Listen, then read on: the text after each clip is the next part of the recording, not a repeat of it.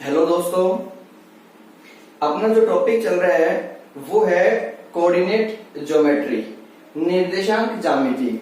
अपन ने पिछली क्लासेस में बताया कि कैसे अपन ने दो पॉइंटों के बीच में दूरी निकाली और दूरी निकालने का जो आपका फॉर्मूला था उस फॉर्मूले पे बेस मैंने आपको 4-5 क्वेश्चन अलग अलग वीडियो में करवा दिए। तो आप लोग सोचते होंगे कि एक वीडियो में सिर्फ 2 क्वेश्चन, मैक्सिमम 3 क्वेश्चन नहीं हो पाते हैं। तो मेरा मानना यह है कि वीडियो में चाहे 2 या 3 ही क्वेश्चन हो पाए, लेकिन वीडियो ज्यादा लेंथी नहीं होनी चाहिए, ज्यादा बड़ी नहीं होनी चाहिए, ताकि बच्चे उसको आराम से देख पाए। ठीक है, इसीलिए आज अपन उन 9.1 के आगे 9.2 से रिलेटेड कुछ क्वेश्चन स्टार्ट करने वाले हैं। निर्देशांक ज्यामिति, इसमें अपन आज पढ़ेंगे इंटरनल एंड एक्सटर्नल डिवीजन। इसका मतलब क्या है कि जैसे आपके पास 2 पॉइंट है, इन 2 पॉइंटों के बीच का अपन ने डिस्टेंस निकालना पड़ा था पिछली क्लासेस में। इन दोनों पॉइंटों के आपको कोऑर्डिनेट दिए हुए रहते हैं और उन दोनों के कोऑर्डिनेट के ऊपर अपन को दूरी निकालनी होती है, या अपन कह सकते हैं कि उन कोऑर्डिनेट से अपन डिस्टेंस फॉर्मूला में वैल्यू पुट करके इन दोनों पॉइंट्स के बीच की दूरी निकालते हैं। ठीक है, उसके आगे अब डिवीजन की बात आती है, विभाजन। इन 2 पॉइंटों को कोई एक पॉइंट तीसरा विभाजित कर रहा है, डिवाइड कर रहा है 2 पार्ट में। एक पार्ट ये हो गया आपका, एक पार्ट ये हो गया। इसको अपन नाम दे देते हैं ए बी सी। इस पूरी ए बी लाइन को सी पॉइंट ने 2 अलग अलग भागों में बांट दिया। तो यहां आपके 2 कोऑर्डिनेट्स हो सकते हैं, होंगे सॉरी, और 2 कोऑर्डिनेट आपके यहां होंगे। फिर इसमें से जो आपके क्वेश्चन बनते हैं वो किस किस टाइप के बनेंगे, ये आपको कोऑर्डिनेट्स दे दिया। यहां आपके पास वैल्यू 3, 2 दे दी। अपन एक अनुमानित वैल्यू ले रहे हैं, कोई फिक्स वैल्यू नहीं है। ये मैं अपने मन से आपको समझाने के लिए बता रहा हूं, ताकि आप इसका कंसेप्ट समझ पाए कि इसमें क्वेश्चन किस वे से पूछे जाएंगे, कैसे क्वेश्चन इसमें पूछे जा सकते हैं। ये आपको पॉइंट दे दिया। अब आपको निकालनी है वैल्यू m1 की और m2 की वैल्यू। अब m1 और m2 क्या होते हैं? m1 m2 होते हैं आपके ये रेशियो, कि ये A से लेके C तक की आपकी कितनी दूरी है और B से लेके C तक की आपकी कितनी दूरी है। 2 अलग अलग दूरियां किस अनुपात में है। जैसे मान लो कि AB आपका पूरा 10 है और A से लेके C तक की आपकी दूरी 4 आती है और B से लेके C तक की दूरी आपकी 6 आती है। तो इनका जो आपका अनुपात हो गया वो आपका हो गया 4:6, जिसको अपन लिखेंगे 2:3। ठीक है, ये आपका एक लाइन है, या अपन बोले 2 कोऑर्डिनेट। उन 2 कोऑर्डिनेट को एक थर्ड कोऑर्डिनेट, तीसरा कोऑर्डिनेट विभाजित कर रहा है, उसको डिवाइड कर रहा है। अब बात करते हैं डिवाइड करने की। डिवाइड को इंटरनली, मतलब इन दोनों पॉइंटों के अंदर की साइड भी कर सकता है और इन दोनों पॉइंटों के बाहर की साइड भी उसको डिवाइड कर सकता है।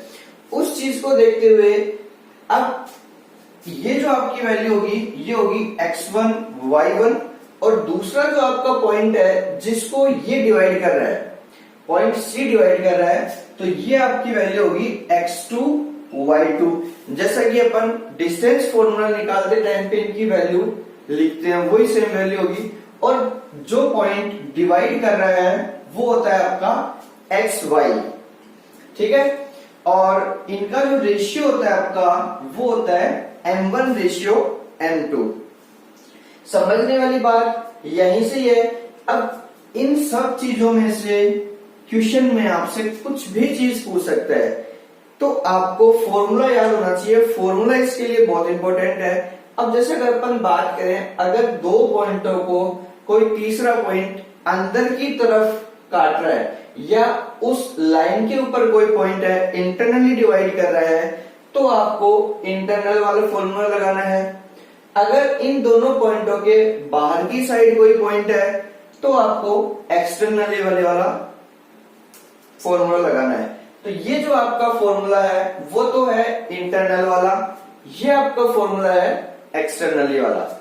यहां वैल्यू आती है x इक्वल्स टू, ये आपका फॉर्मूला है x के लिए, ये भी फॉर्मूला है आपका x के लिए। इंटरनली में x1 m2 plus x2 m1 upon m1 plus m2, और एक्सटर्नली के लिए आपका m1 x2 minus m2 x1 हो जाएगा। फॉर्मूला याद होने के बाद आपको सीधी यहां से जो वैल्यू आपकी आती है वो आप डायरेक्टली यहां पुट करो, और जो आपसे चीज पूछी गई है आप उसको इजीली फाइंड कर सकते हो। कैसे? हाँ, एक बात और कि जो फॉर्मूला आपका x के लिए होगा सेम टू सेम फॉर्मूला आपका y के लिए भी होगा, सिर्फ x की जगह जो आपकी वैल्यू होगी वो y हो जाएगी। तो इस फॉर्मूले के ऊपर बेस क्वेश्चन मैं आपको करके बता देता हूं कि किस टाइप के क्वेश्चन बनते हैं और आपको उनको किस हिसाब से करना है।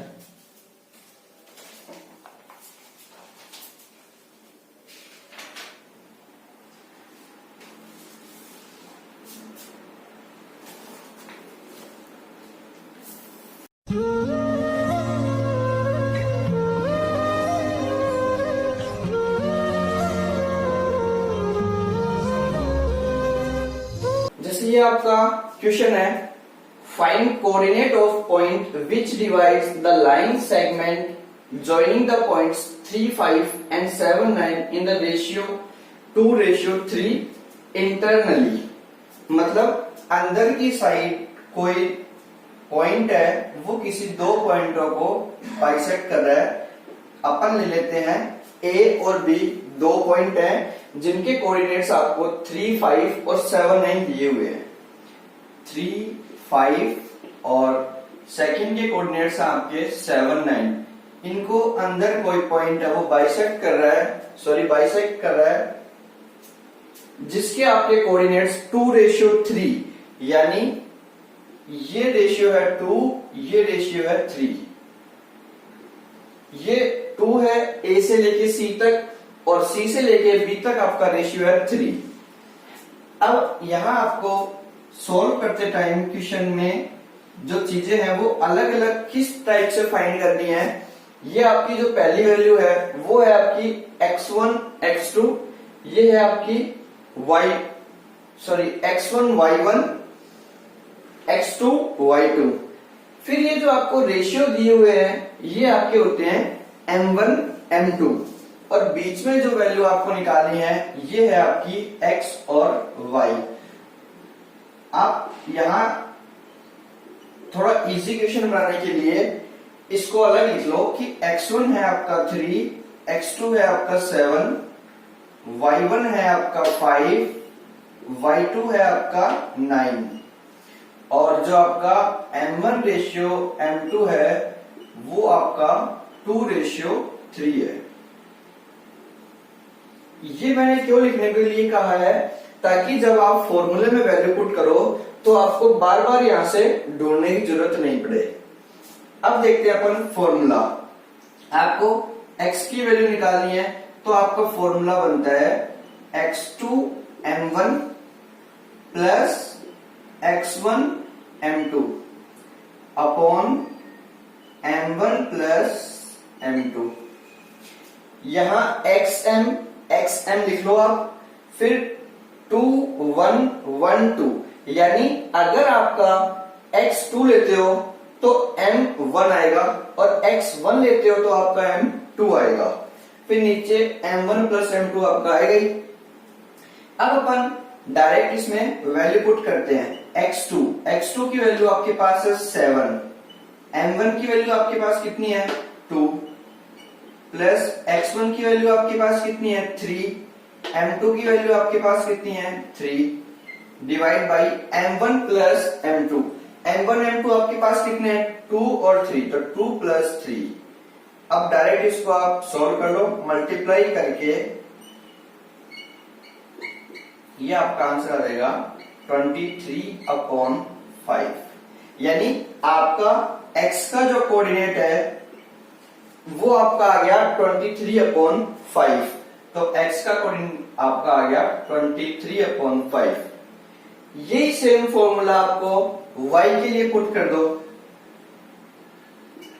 y है तो x जहां जहां है उसकी जगह आपको y लिख देना है। तो x2 है, x2 की जगह क्या हो जाएगा y2 m1 plus y1 m2 upon m1 plus m2। जैसे जैसे आप इसके इक्वेशन सॉल्व करते रहोगे वैसे वैसे आपके फॉर्मूले इसमें ऑटोमेटिक आपके माइंड में सेट हो जाएंगे। कोई ज्यादा टेंशन लेने वाली बात नहीं है। y2, अब देखो y2 की वैल्यू आपने अलग लिखी रखी है, ये 9 और m1 आपका कितना है 2 प्लस y1 की वैल्यू आपके पास कितनी है 5 इंटू m2 आपके पास कितना है 3 और 2 प्लस 3। वही पहले वाले की तरह आपको सिर्फ वैल्यू सॉल्व कर देनी है, वैल्यू फाइंड कर देंगे अपन। इसको किया प्लस तो ये आपका आ गया 33/5। ये आपका क्वेश्चन था कि दो पॉइंट है, उनको एक थर्ड पॉइंट बीच में इंटरनली यानी आंतरिक विभाजित कर रहा है और आपको ए और बी दोनों के कोऑर्डिनेट्स दिए हुए थे, उनका अनुपात दिया हुआ था, रेशियो दिया हुआ था कि किस अनुपात में वो विभाजित कर रहे हैं। डायरेक्ट अपन ने क्या करा, इनकी वैल्यूज को लिखा, फॉर्मूला पुट किया, फॉर्मूले में वैल्यू अप्लाई करी, वैल्यू पुट करते ही अपना डायरेक्ट आंसर आ गया। वैल्यू पुटिंग क्वेश्चन से ये कहीं कोई जोर नहीं आएगा, लेकिन इसमें आपको फॉर्मूला जरूर याद रहना चाहिए। ठीक है, इस टाइप का अब अपन नेक्स्ट क्वेश्चन लेते हैं जिसमें आपको कोऑर्डिनेट्स ना पूछ के आपको रेशियो पूछा जाएगा कि आप रेशियो बताइए m1 रेशियो m2 आप किस टाइप से फाइंड कर सकते हैं। या फिर अपन यही वाला क्वेश्चन मैं आपको करके दिखा देता हूं कि अगर आपके पास ये दोनों कोऑर्डिनेट्स दिए हुए हैं तो आप अनुपात किस हिसाब से निकाल सकते हैं। ठीक है, मैं यही क्वेश्चन कर रहा हूं, यहां मैंने m1 रेशियो m2 को मिटा दिया। मान लो आपके पास m1 रेशियो m2 नहीं है, आपके पास कोऑर्डिनेट्स दोनों है 33/5, आपके पास 23/5 और 33/5 ये दोनों कोऑर्डिनेट्स हैं। अब आपको निकालना है m1 रेशियो m2। तो ये वाला क्वेश्चन मैं आपको करके दिखा देता हूं कि किस टाइप से आप इसमें वैल्यू रख के सॉल्व कर सकते हो। फिर और भी अपन क्वेश्चन कर लेंगे इसके। अब देखो यहाँ x, तो x की वैल्यू तो अपने पास पता ही है, ये तो आपको दिया हुआ रहेगा। सिर्फ 2:3 जो अपना आंसर है ये आपको उसमें निकालना पड़ेगा रेशियो वाले में। तो देखो x की जो वैल्यू है वो अभी अपने निकाली थी 23/5 आई थी, यानी ये आपको मान लो दी रखिएगा, अगला दी हुई है x2 m1। x2 की वैल्यू आपके पास क्या है 7 और m1 आपको निकालना है। ठीक है, ये आपको नहीं दिया हुआ, ये आपको निकालना है। अभी x1 कितना है आपका 3 और m1 प्लस m2 आपको फाइंड करना है ना। अब यहां देखिए ये आपका आ गया यहां तक। अब इसके बाद में आपको क्या करना है, आपको करना है क्रॉस मल्टीप्लाई, वज्र गुणा। तो वज्र गुणा जब अपन करेंगे 23 को मैं m1 से करूंगा तो ये आपका हो जाएगा 23 m1, 23 को मैं m2 से करूंगा तो ये हो जाएगा आपका 23 m2। इस 5 को मैं 7 से करूंगा ये आपका हो जाएगा 35 m1 और मैं 5 को 3 से करूंगा ये आपका हो जाएगा 15 m2। आगे अपन क्या करेंगे, m1 की वैल्यू m1 के साथ में, m2 की वैल्यू m2 के साथ में। तो 23 m1 है, यहाँ 35 m1 है। तो इस 23 को मैं 35 के पास ले जाता हूं और इस 23 के पास मैं 15 को ले आता हूं। ये आपका हो जाएगा 23 m2 माइनस 15 m2 और ये 23 m1 आपका 35 m1 के साथ माइनस में आ जाएगा। ठीक है, अब देखो 23 में से आप 15 माइनस करोगे तो आपके पास बचेगा यहाँ कर देता हूँ ऊपर, क्योंकि यहाँ नीचे y का करेंगे अपन, इसलिए मैं ऊपर कर देता हूँ। 23m2 में से आपने 15m2 माइनस करे, आपके पास बचे 8m2। फिर 35m1 में से आप 23m1 माइनस करते हो तो आपके पास बचते हैं 12m1। 12m1 बच गए। अब आपको करना क्या है, यहां थोड़ा सा आपको ध्यान रखना है कि m1 अपॉन m2, अगर आप m2 को उधर ट्रांसपोज करके लेके जाओगे, पक्षांतरण करोगे, तो m2 जो यहाँ पे इसके साथ मल्टीप्लाई में है, गुणा में है, ये उधर जाके उसके डिवाइड में जाएगा, और जो 12 है वो आपका 8 के नीचे आएगा। इसको आप सोल्व कर लो, 4 से 4 दूनी 8, 4 किया 12, यानी m1 आपका कितना है 2 और m2 आपका कितना है 3, इसलिए m1 रेशियो m2 आपका आ गया 2:3। रेशियो निकालने के लिए आपको डबल प्रोसेस करने की जरूरत नहीं पड़ेगी, सिंगल प्रोसेस में ही आपका आंसर आ जाएगा 2:3, जो कि अपना पहले से दिया हुआ था।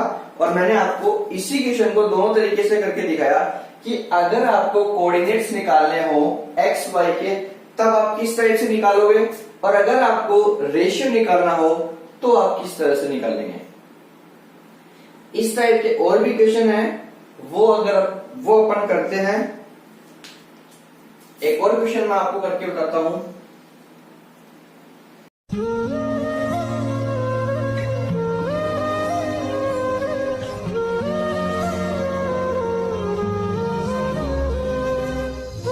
इस टाइप के जो और क्वेश्चन है वो आप प्रैक्टिस करिए, आप खुद करके देखो सॉल्व। इस वीडियो में मैं अगर आपको वो क्वेश्चन कराऊंगा तो वीडियो थोड़ी लंबी हो जाएगी, इसलिए मैं चाहता हूं कि आप खुद सोल्व करके देखें। मैं नेक्स्ट वीडियो में आपको बाकी के और क्वेश्चन करवा दूंगा सोल्व। इसमें ये 2 तरह के मैंने आपको बता दिए। मेरा मानना है कि इन दोनों तरह में आपकी 9.2 के मोस्टली क्वेश्चन कवर हो जाएंगे। बाकी अगर कोई क्वेश्चन है तो वो मैं आपको, जो भी मेन क्वेश्चन है वो अगली वीडियो में करवा दूंगा, ताकि वीडियो ज्यादा लंबी ना हो। मैं इसीलिए छोटी छोटी वीडियो रखता हूं ताकि बच्चों को इजीली सारा समझ में आए और बच्चा बोर ना होते हुए मेरी वीडियो को पूरा देखने की कोशिश करे। तो अपन नेक्स्ट वीडियो में आगे के और क्वेश्चन डिस्कस करेंगे। जब तक के लिए आप प्रैक्टिस में बने रहो, प्रैक्टिस करते रहो इन क्वेश्चनों की। ठीक है, ओके, बाय, थैंक यू।